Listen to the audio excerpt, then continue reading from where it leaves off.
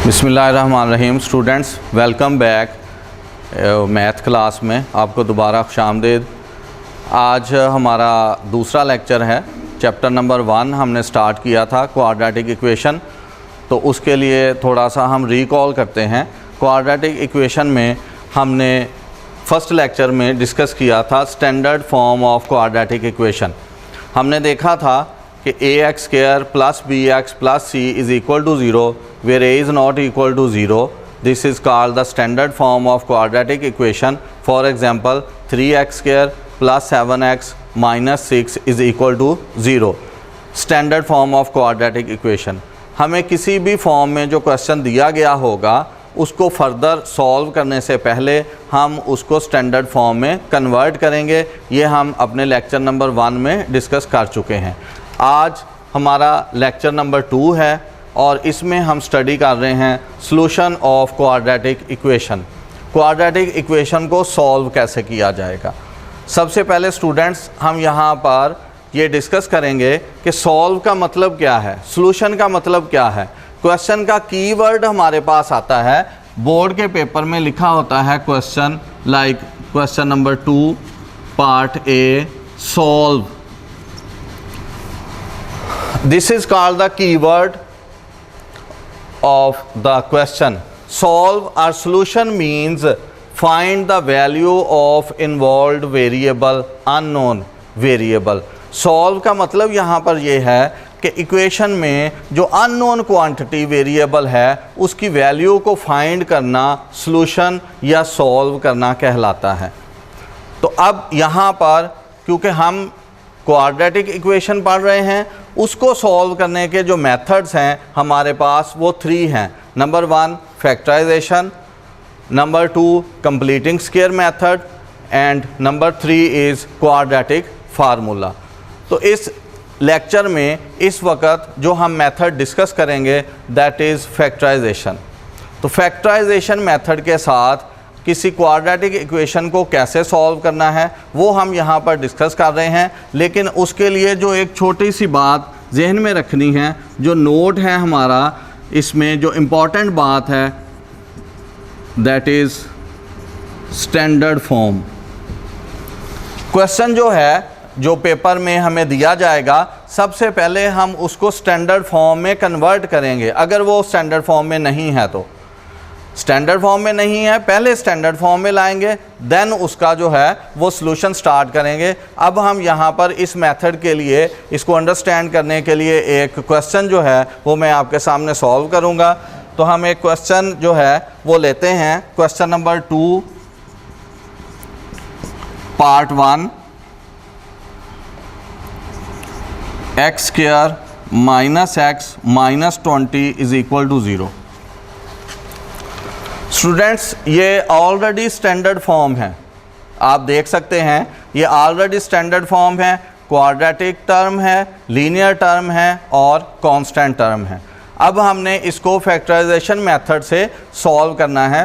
Factorisation method से solve करने से पहले अगर स्टैंडर्ड फॉर्म ना हुई तो हम स्टैंडर्ड फॉर्म बनाएंगे। अगर स्टैंडर्ड फॉर्म में है तो उसका जो फर्स्ट स्टेप है वो ये है कि कांस्टेंट टर्म को हम क्वाड्रेटिक टर्म के कोएफिशिएंट से मल्टीप्लाई कर देंगे। तो अगर हम यहाँ थोड़ा साइड पे देखें तो हमारे पास 1 है और मल्टीप्लाई कर रहे हैं हम -20 से, दैट इज़ इक्वल टू -20।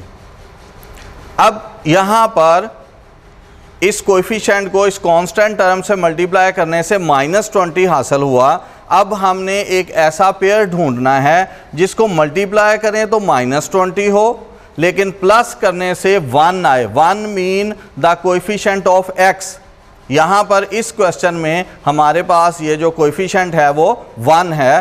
तो 2 ऐसे हमने नंबर ढूंढने हैं जिनको मल्टीप्लाई करने से -20 और प्लस करने से -1 आए। तो यहाँ मैं थोड़ा डिटेल से आपको ये पेयर बनाने का मेथड जो है वो एक्सप्लेन कर रहा हूँ। टेबल्स में से हमने इसको लेना होता है। अभी 1 का टेबल तो यही है, 1 multiplied by -20 is equal to -20। लेकिन हम देखते हैं अगर -20 प्लस 1 करें तो इक्वल टू -19 है, जो हमें नहीं चाहिए, हमें 1 चाहिए, 1। इसके बाद अगर मैं ऐसे करूं -1 into 20 then it's equal to -20, लेकिन यहाँ भी जो इसका सम होगा वो 1 नहीं होगा, -1 चाहिए हमें, वो नहीं होगा। 1 के टेबल के बाद जो 20 है वो 2 के टेबल में है। Now 2 into 10 -10 is equal to -20, but 2 और 10 का जो सम है वो भी -1 नहीं है, तो 2 के टेबल से भी हम ये नहीं सॉल्व कर सकते।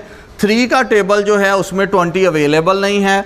4 के टेबल में 4 इंटू -5 इज इक्वल टू -20। तो स्टूडेंट्स यहाँ हम देख रहे हैं कि 4 और -5 को मल्टीप्लाई करने से -20 हासिल होता है, जो हमारी रिक्वायरमेंट है, प्रोडक्ट -20 होना चाहिए।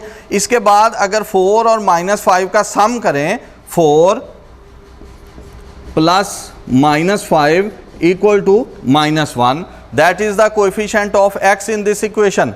इस इक्वेशन में x का कोएफिशिएंट -1 है और यहाँ से हमें वही हासिल हो रहा है। तो हमारा जो पेयर फाइनल हुआ वो है 4 और -5। 4 और -5 हमारा पेयर फाइनल हुआ। तो लिखने का तरीका ऐसे है, x² plus 4x and -5x -20 is equal to 0। अब यहाँ पर एक क्वेश्चन अराइज होता है कि हमने जो प्रोडक्ट लेना था वो तो -20 है, तो -20 जो है 4 इंटू 5 से भी -20 है, लेकिन अगर मैं -4 इंटू 5 करूँ तो वो भी 20 है।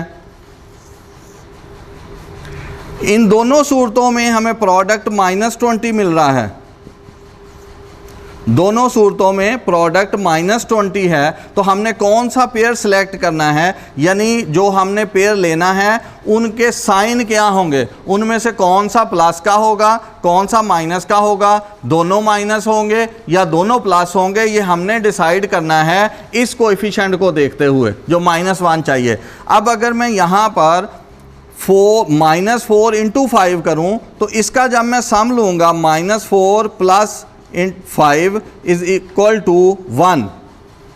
ये जो 1 आ रहा है हमारी रिक्वायरमेंट -1 है, इसलिए हमने इस पेयर को इग्नोर कर देना है और जो पेयर हमने सेलेक्ट किया है 4 इंटू -5, यानी 5 जो है वो माइनस का होगा, बड़ा नंबर माइनस का लेना है, ग्रेटर नंबर जो है वो माइनस का होगा, ताकि इनका सम हमारी रिक्वायरमेंट के मुताबिक यहाँ -1 हो सके। अब यहाँ पर फर्स्ट 2 टर्म्स जो हैं इनमें से हमने देखा ये x² है, ये 4x है, इसका कोएफिशिएंट 4 है, इसका कोएफिशिएंट 1 है। 1 और 4 पहले कोएफिशिएंट्स का कॉमन लेना है। 1 और 4 जो हैं उनमें कोएफिशिएंट जो कॉमन आ सकता है वो 1 है दोनों के फैक्टर्स में से, और x² और x में से जो कॉमन आ सकता है वो है x। तो दोनों में से x कॉमन लिया, x² को x से डिवाइड किया, then x and plus 4 minus, अब इन दोनों में से 5 कॉमन लिया, 5x divided by 5 then we get x, -20 divided by -5 then we get +4 is equal to 0। अब स्टूडेंट्स इस वक्त हमारे पास यहाँ पर देखने में आम तौर पे बच्चों को लगता है कि यहाँ पर 4 टर्म्स बन गई हैं, 1 2 3 4, लेकिन ये 4 टर्म्स नहीं हैं, ये इस वक्त हमारे पास 2 टर्म्स हैं। ये जो सब्ट्रैक्शन का साइन है ये टर्म्स को अलग करता है। ये 2 फैक्टर्स हैं इन 1 टर्म, ये भी 2 फैक्टर्स हैं इन 1 टर्म। तो अब इन दोनों टर्म्स में से हमने कॉमन लेना है, तो इनमें जो कॉमन फैक्टर है दोनों में वो है x प्लस 4। तो यहाँ पर इन दोनों में से हमने x प्लस 4 कॉमन लिया।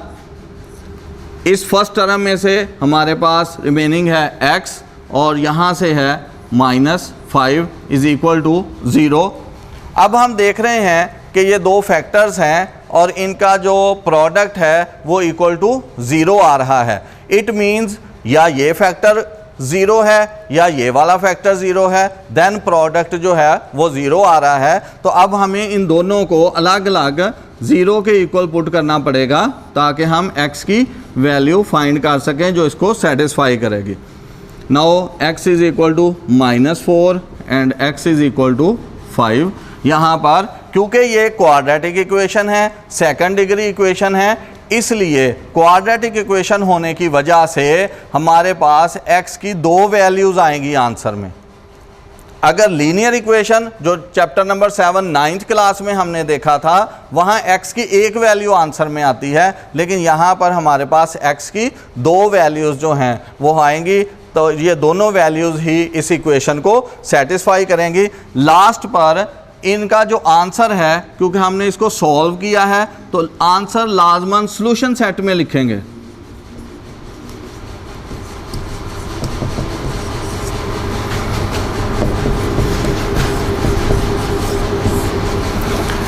इन क्वेश्चंस का जो आंसर है वो लाजमन हमने सॉल्यूशन सेट में देना है। जिस भी क्वेश्चन का जो स्टार्ट है वो सॉल्व के वर्ड से हो तो उसका आंसर लाजमन हम सॉल्यूशन सेट में लिखते हैं जाकर, और कोशिश करते हैं अगर नेगेटिव की वैल्यू हो तो वो पहले लिख लें, पॉजिटिव की वैल्यू हो तो वो दूसरी जगह पे लिख लें। और दोबारा अब मैं आपको दोबारा से ये एक्सप्लेन कर रहा हूँ, सम अप कर रहा हूँ। यहाँ हमने देखा फर्स्ट स्टेप में हमारे पास ऑलरेडी स्टैंडर्ड फॉर्म है, हमने इस स्टैंडर्ड फॉर्म को फैक्टराइजेशन मेथड से सॉल्व करना है। उसका मेथड ये था कि कांस्टेंट टर्म को क्वाड्रेटिक टर्म के कोएफिशिएंट से मल्टीप्लाई किया, वो हमने देखा कि वो -20 है। अब हमने 2 ऐसे नंबर ढूंढने हैं जिनका प्रोडक्ट -20 आए और जिनका सम -1 हो। तो हमने टेबल्स में से इसको ढूंढा और हमारे पास जो पेयर बना वो था +4 एंड -5। +4 और -5 जो है दोनों रिक्वायरमेंट्स पूरी करता है। प्रोडक्ट -20 बन रहा है और सम जो है वो -1 बन रहा है। इसके बाद लिखने का तरीका है x² +4x -5x -20 = 0। First 2 terms में से x कॉमन लिया है, सेकेंड 2 टर्म में से -5 कॉमन लिया है, फिर इन दोनों टर्म्स में से x +4 फैक्टर कॉमन लिया है। इधर से हमारे पास है x और यहाँ से है -5, 2 फैक्टर्स बन गए हैं, दोनों को अलग अलग 0 के इक्वल रखा। Then we get the value of x -4 एंड 5। 2 वैल्यूज़ क्यों आई हैं? क्योंकि ये क्वाड्रेटिक इक्वेशन है, सेकंड डिग्री इक्वेशन है, x की मैक्सिमम पार्ट 2 है, इसलिए 2 वैल्यूज़ ही आएंगी आंसर में।